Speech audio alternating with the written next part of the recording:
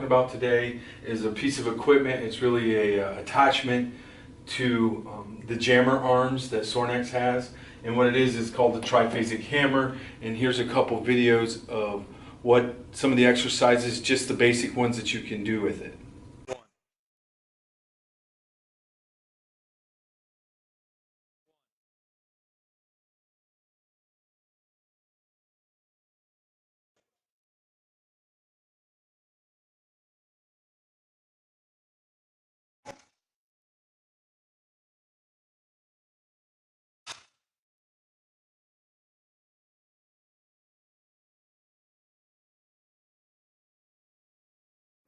Since you've just seen those exercises, I'm here to tell you a few ways that I conceptually and have been using the Triphasic hammer. Now what it is just another training device, but I feel it's a safe way to implement shock methods in your upper body training. Okay.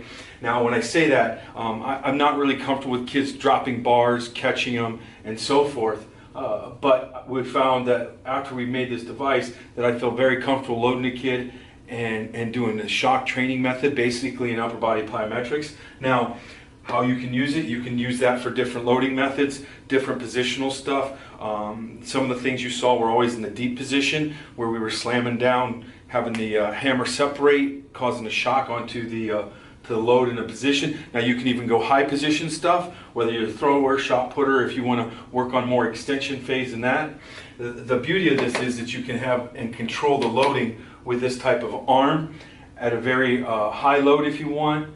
I often found that with the high load and that shock, what you're going to do is you're going to recruit a lot of fast twitch fiber. So it's exercise device that you can selectively, isolate and basically get the fast twitch fiber recruited into the movements that you feel important, and I'll talk about that here in a second with the contrast method.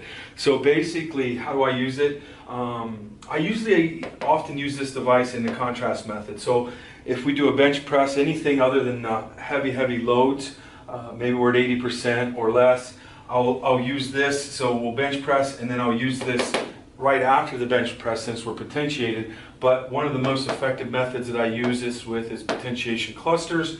You can also use it in the French contrast methods that we talk about.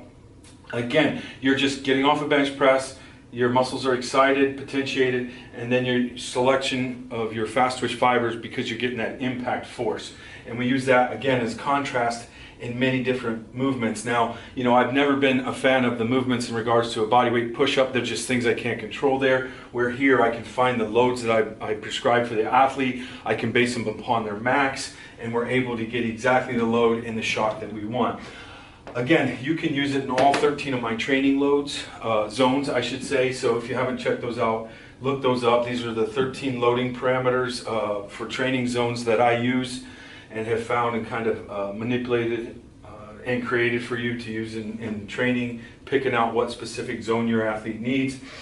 And the other big thing I feel is that the tissue that is being trained, the shock that comes through here, and when I say that shock, for example, we get a shock in the chest, but the one thing that people found when they did the back one, as you saw on the video, is just 6 or 8 reps of that alone is the first time the back has experienced any shock like that. And why is the back important to be able to handle that impact like that? Really, the back and the lats are a stabilizer.